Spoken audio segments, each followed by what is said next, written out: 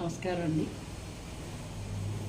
ఒక మనిషి తప్పు చేశాడు అని ద్వేషిస్తాం, అలాగే ఇంకొక మనిషి తప్పు చేశాడు అని ద్వేషిస్తాం. అలా ద్వేషించుకుంటూ పోతే మన చుట్టూ ఎవరో మిగలరు, ద్వేషమే మిగులుతుంది.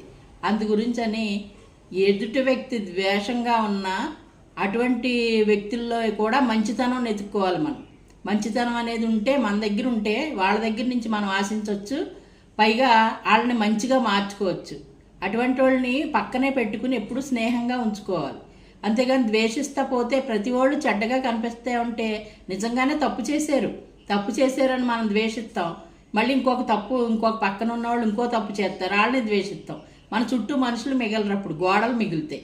అందుకని ద్వేషించే వాళ్ళని కూడా మనం అర్థం చేసుకుని వాళ్ళని మళ్ళీ ఎలాగా మంచిగా చెయ్యాలి అనేది మన మనసును పెట్టి మనం ఆలోచించి వాళ్ళని ఒక దారిలోకి తెచ్చుకోవాలి.